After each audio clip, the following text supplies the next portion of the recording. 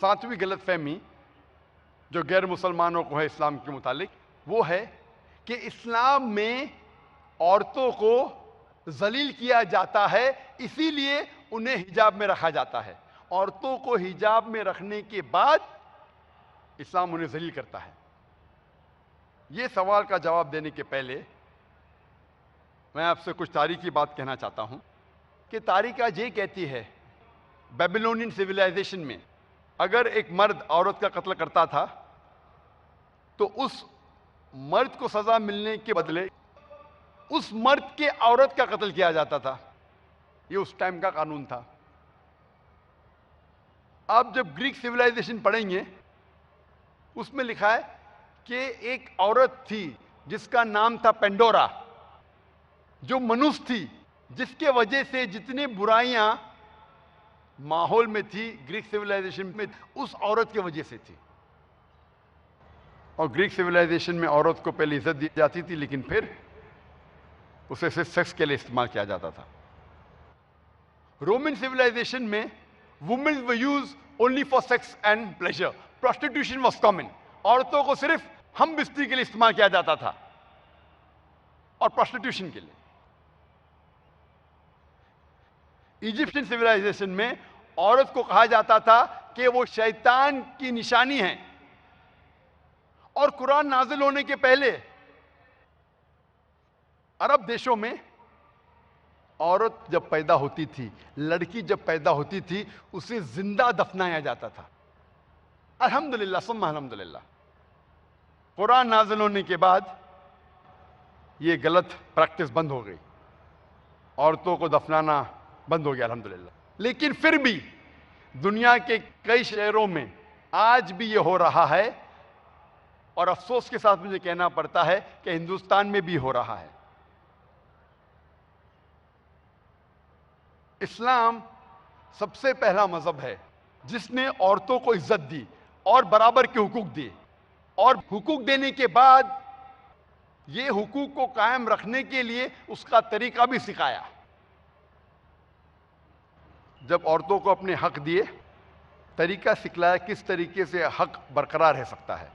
और अल्लाह सुब्हानहू व तआला ने इस्लाम में औरतों को हिजाब करने के लिए फर्ज किया। लेकिन अक्सर मुकर्रीन औरतों के हिजाब के बारे में जिक्र करते, लेकिन अल्लाह सुब्हानहू व तआला कुरान मजीद में पहले मर्द के हिजाब के बारे में जिक्र करते, फिर औरतों के बारे में। अल्लाह ताला फरमाते कुरान मजीद में सूरह नूर में सूरा नंबर 24 आयत नंबर 30 में कि कह दो मोमिन मर्दों से कि जब भी वो कोई औरत को देखे और उनके जहन में गलत ख्यालात आ जाए, फौरन अपनी नजर को नीचे करे ताकि वो अपनी शर्मगाह की हिफाजत कर सके। यानी जब भी इस्लाम में मर्द औरत को देखता है, गलत ख्यालात आ जाते, फौरन उसे नीचे देखना चाहिए।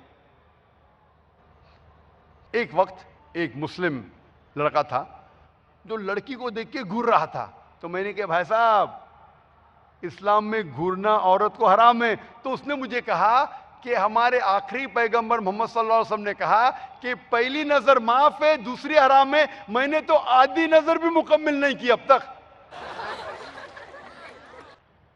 मोहम्मद सल्लल्लाहु अलैहि वसल्लम क्या कहना चाहते थे कि पहली नजर की इजाजत है, दूसरी हराम है। उसका मतलब नहीं कि आप लड़की को 10 मिनट तक देखो बिना पल के झिपकाए, विदाउट ब्लिंकिंग, और कहो कि मैंने नजर नहीं पूरी की। अल्लाह के रसूल ये फरमाते थे कि अगर आप अनइंटेंशनली गलती से कोई लड़की को देखते हैं तो फिर से मत देखो, ताकि आप उसकी ब्यूटी पे फीस्ट कर सको, ताकि आप उसकी जीनत को लेके ऐश कर सको। उसके फौरन बाद दूसरी आयत आती है औरतों के लिए।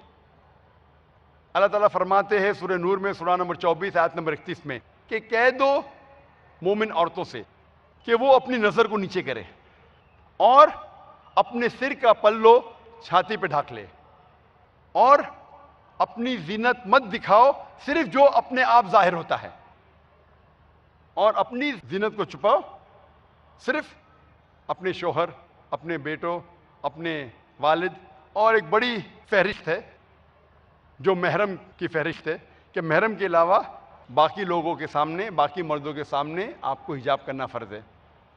इस्लाम में हिजाब के मुतालिक 6 पॉइंट्स है, 6 नुक्ते हैं। नंबर 1 है एक्सटेंट, कितना ढका होना चाहिए अपना जिस्म। मर्द के लिए है नाफ से लेके घुटने तक, औरतों के लिए सारा जिस्म ढका होना चाहिए, सिर्फ उनका चेहरा और हाथ कलाई तक दिख सकता है। कुछ उलमा कहते हैं कि चेहरा भी ढका होना चाहिए। बाकी 5 नुक्ते जो है वो मर्द और औरतों में यकसा है। कपड़े इतने चुस्त नहीं पहनना चाहिए ताकि जिस्म का नक्शा दिख जाए। कपड़े इतने महीन, इतने पतले, इतने झलकने वाले, ट्रांसपेरेंट, ट्रांसलूसेंट नहीं होना चाहिए ताकि आप कपड़े के थ्रू जिस्म को देख सके। चौथा नुक्ता, कपड़े इतने भड़कीले नहीं होना चाहिए ताकि दूसरा जिन्स उससे मुतासिर हो जाए। 5वां नुक्ता, कपड़े दूसरे जिन्स के नहीं होना चाहिए। मर्द औरत के कपड़े नहीं पहनना चाहिए, औरत मर्द के कपड़े नहीं पहनना चाहिए। और 6ठा नुक्ता है कि कपड़े ऐसे नहीं होना चाहिए कि वो गैर मुसलमानों की निशानियों में से हो। मिसाल के तौर पे टीका या सलीब, ऐसे निशानियां नहीं पहनना चाहिए। ये 6 नुक्ते हैं कपड़ों के बारे में। लेकिन मुकम्मल हिजाब सिर्फ कपड़ों में नहीं है। कपड़ों के अलावा किस तरीके से औरत और मर्द पेश आते हैं, किस तरीके से बात करते, किस तरीके से चलते हैं, कपड़े के हिजाब के अलावा हिजाब जहन का, हिजाब दिल का, हिजाब सोच का, किस तरीके से औरत चलती है या मर्द चलता है, बात करती है या बात करता है, सोचता है या सोचती है, इन सारी बातों को लेके हिजाब मुकम्मल होता है, सिर्फ कपड़े नहीं। और अल्लाह ताला फरमाते कुरान मजीद में सूरह अहज़ाब में सूरह नंबर 33 आयत नंबर 59 में कि ए पैगंबर, ए रसूल, कह दो अपनी औरतों से, अपनी बीवियों से, अपनी बेटियों से और मोमिन औरतों से कि जब भी वो बाहर जाए अपने जिस्म पे जिल्बाब ओढ़ ले ताकि लोग उन्हें पहचान सके और उनके साथ कोई छिड़कानी ना करे, so that they shall be recognized and no one shall molest them. Quran Majeed में हिजाब कहा गया औरतों के लिए ताकि लोग उन्हें पहचान सके और उनके साथ कोई छिड़कानी ना करे। मैं आपसे सवाल पूछना चाहता हूं कि अगर 2 बहनें हैं, जुड़वा बहनें, जुड़वा यकसा, आइडेंटिकल ट्विन्स, और दोनों बहनें खूबसूरत है और यकसा खूबसूरत है, और ये दोनों बहनें अगर चल रही है पेडर रोड के ऊपर बंबई की सड़कों पे, और एक बहन पहन रही है इस्लामिक हिजाब, सारा बदन ढका हुआ, सिर्फ चेहरा और हाथ कलाई तक दिख रहे हैं, और दूसरी बहन पहनी है मगरबी लिबास जिससे बदन दिखता ज्यादा है और ढका हुआ कम है, मिनी स्कर्ट, शॉर्ट्स या डीप नेक के साथ कपड़े पहन के चल रही है, और ये दोनों बहनें चल रही है पेडर रोड पे, और अगर round the corner there is a hooligan who is waiting for a catch, और अगर एक लफंगा रुका हुआ है कोने पे कोई लड़की को छेड़ने के लिए, मैं पूछना चाहता हूं वो कौन सी लड़की को छेड़ेगा, कौन सी बहन को छेड़ेगा? वो बहन जो इस्लामिक हिजाब पहन रही है कि वो बहन जो मगरबी लिबास पहन रही है? किसे छेड़ेगा? किसे छेड़ेगा? मगरबी लिबास पहनने वाली बहन को। ये जवाब बहुत आसान है, ज्यादा सोचने की जरूरत नहीं। ऐसे लिबास जो दूसरे को दावत देते हैं कि मुझे छेड़ो, तो लोग छिड़कानी करेंगे। इसीलिए कुरान में लिखा है कि हिजाब औरतों को छिड़कानी से बचाता है। और इस्लाम में इसके बाद अगर कोई मर्द कोई औरत का बलात्कार करता है, ज़िना बिल जब्र करता है, तो इस्लाम में सजाए मौत। गैर मुस्लिम कहेंगे सजाए मौत इस दौर में? इस्लाम एक बेरहम मजहब है, जाहिल मजहब है, सजाए मौत इस दौर में? लेकिन जब मैं गैर मुसलमानों से पूछता हूं कि खुदा ना करे, अल्लाह ना करे, अगर आपकी माँ का कोई बलात्कार करता है, जिना बिल जब्र करता है आपकी माँ के साथ, और अगर वो रेपिस्ट को, वो बलात्कार करने वाले को आपके सामने ले आया जाता है और आपको जज बनाया जाता है, आप क्या सजा देंगे? 100% गैर मुसलमानों ने कहा कि मैं उसे दूंगा सजाए मौत। कुछ लोग ने कहा कि मैं तो उसे तड़पा तड़पा के मारूंगा। अगर कोई आपके मां के साथ बलात्कार करता है तो आप उसे मारना चाहेंगे, उसका कत्ल करना चाहेंगे। दूसरे के मां के साथ कोई बलात्कार करता है, आप कहते हैं ओ सजाए मौत, जाहिल मजहब। ये क्यों दोगलेपना? Why this double standards?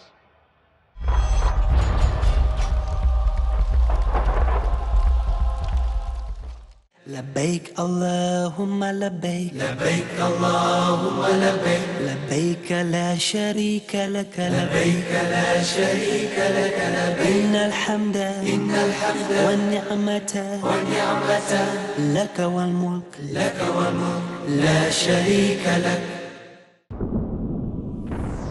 कौन आया तौहीद का पैगाम लेकर?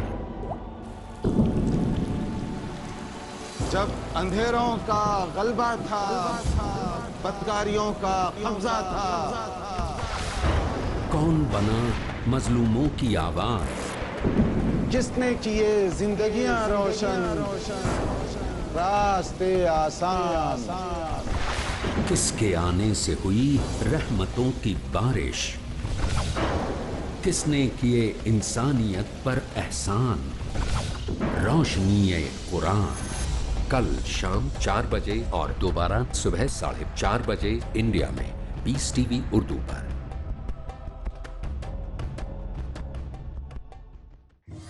सतीजा कार रहा है अजल से ताइमरोज, चराग मुस्तफ़वी से शरार बुलहबी। अजल से जारी है एक फिक्री व अमली कशमकश। इल्हादी गुमराहियों के अंधेरे हैं एक तरफ और इस्लाम की रोशनी है दूसरी तरफ। अल्लाहु वलियुल्लज़ीना आमनू युखरिजुहुम मिनज़्ज़ुलुमाति इलन-नूर। अल्लाह दोस्त है अहले ईमान का, निकालता है उनको इन अंधेरों से नूर इस्लाम की तरफ। इल्हाद कहते किसको है? इल्हाद की तारीख और इसके असबाब व अवामिल क्या है? इसके नताइज और अमली मज़ाहिर कैसे मालूम हो और कैसे पहचान हो नूर इस्लाम की? देखिए हमारा प्रोग्राम इल्हाद और इस्लाम। जानिए किस कदर बुनियादी सच्चाई और मजबूती के साथ तारीक दिलों को रोशन कर रहा है अल्लाह की वहदानियत का पैगाम, इल्हाद और इस्लाम। कल रात 9:30 बजे और दोबारा सुबह 7 बजे इंडिया में पीस टीवी उर्दू पर।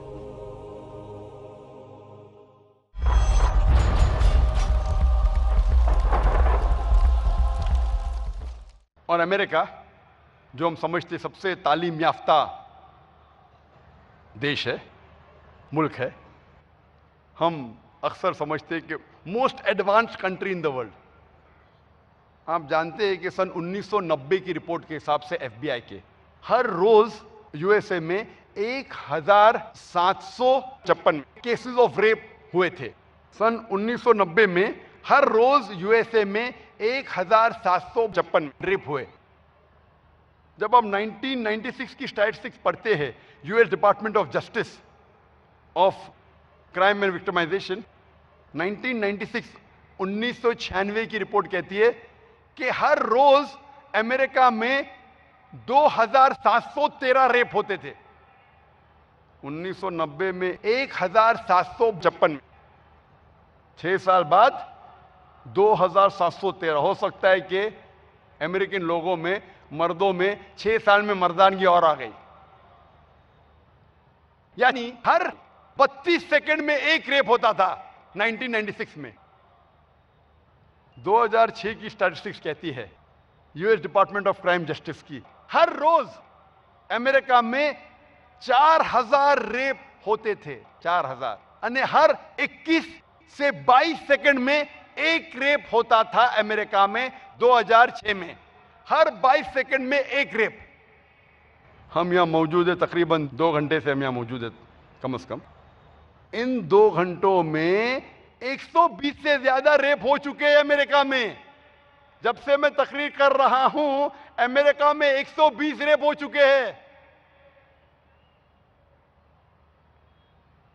मैं आपसे पूछना चाहता हूं, अगर हम अमेरिका में इस्लामिक शरीयत नाफिज करेंगे कि कोई भी मर्द औरत को घूरता है उसे नीचे देखना चाहिए, औरतों को इस्लामिक हिजाब पहनना चाहिए, सारा बदन ढका हुआ, सिर्फ चेहरा और हाथ कलाई तक दिखने चाहिए। उसके बाद कोई भी मर्द बलात्कार करता है, ज़िना बिल जर्ब करता है, कैपिटल पनिशमेंट, डेथ पेनल्टी, सजाए मौत। मैं पूछना चाहता हूं कि बलात्कार की तादाद, ज़िना बिल जर्ब की तादाद यूएसए में बढ़ेंगी, वही के वही रहेंगी या घटेंगी? घटेंगी। आप शरिया लागू करो, फौरन रिजल्ट। मेरे इस जवाब से मगरबी मुल्क की हुकूमत खुश नहीं है। मैं एफबीआई के स्टैटिस्टिक्स कोट करता हूं, तो एफबीआई डॉक्टर जाकिर नाइक से खुश नहीं है। उनकी स्टैटिस्टिक्स कोट कर रहा हूं मैं। आपको शायद पता होगा कि 1.5 साल पहले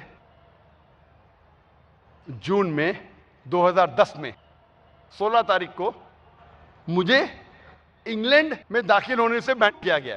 क्यों? एक वजह थी जो मीडिया रिपोर्ट कर रही थी कि जाकिर इज अ मिसोजेनिस्ट।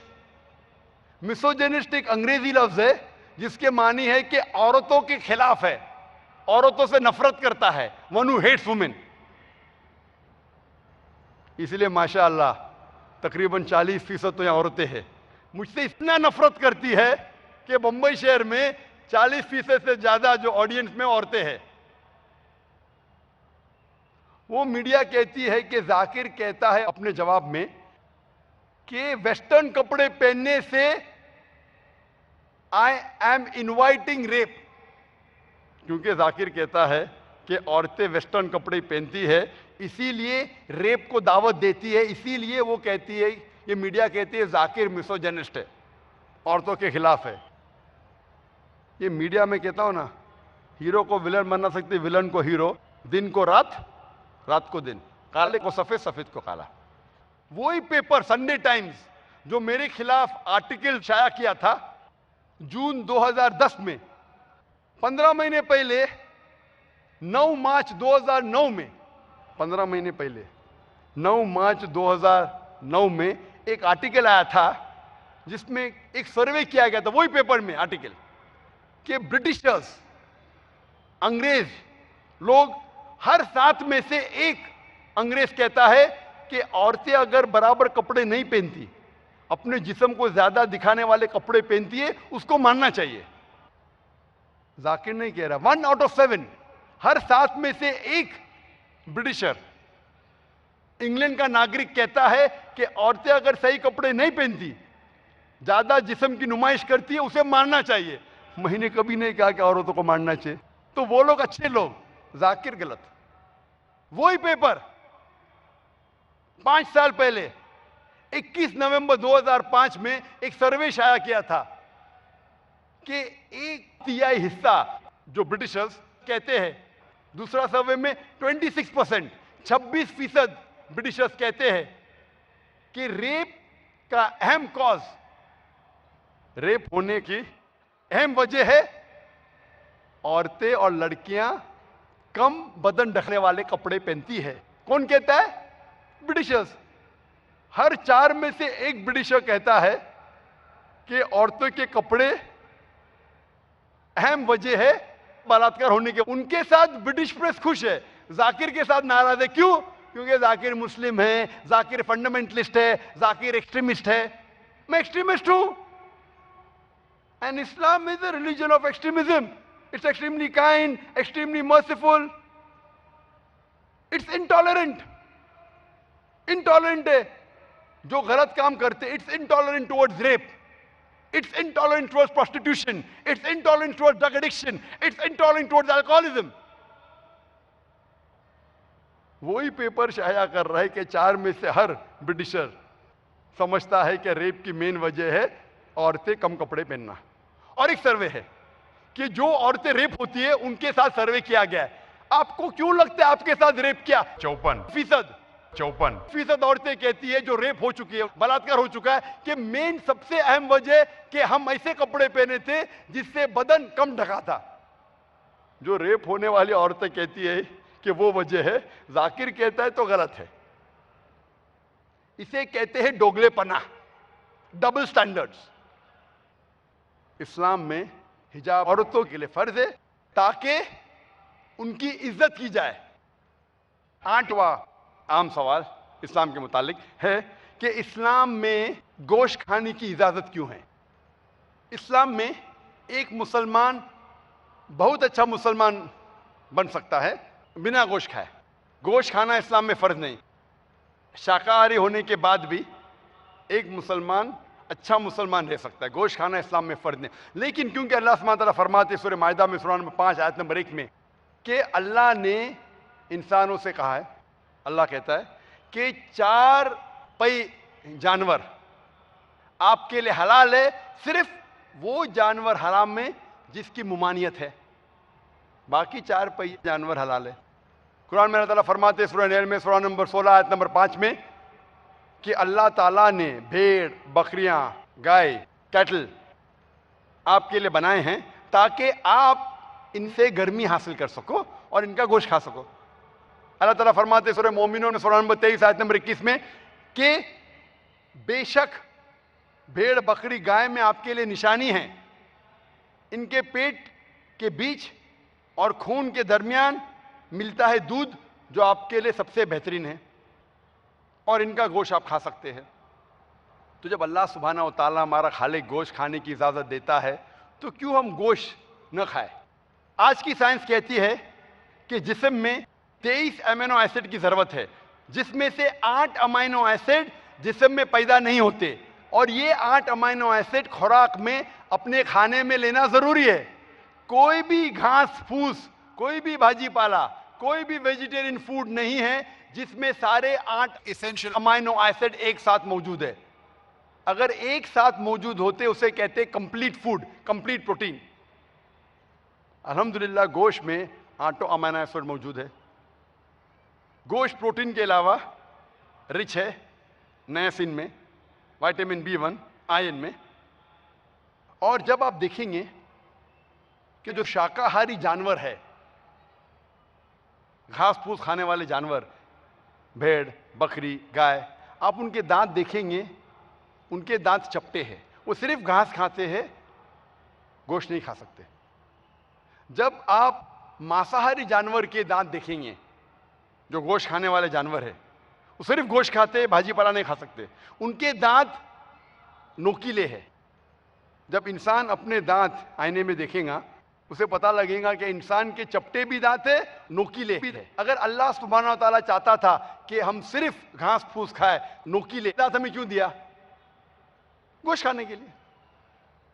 आप जब देखेंगे, साइंस से तहकीक करेंगे, साइंस के मुताबिक तहकीक करेंगे, तो शाकाहारी जानवर जो सिर्फ घास फूस खाते हैं, गोश्त नहीं खा सकते, उनके जो डाइजेस्टिव सिस्टम है, निज़ाम हज़म, डाइजेस्टिव सिस्टम, वो सिर्फ भाजी पाला को डाइजेस्ट कर सकता है, घास फूस को, गोश्त को नहीं। जब मांसाहारी जानवर का डाइजेस्टिव सिस्टम की तहकीक करेंगे आप, निज़ाम हज़म को, वो सिर्फ गोश्त को डाइजेस्ट कर सकता है, गोश्त को हज़म कर सकता है, भाजी पाला नहीं।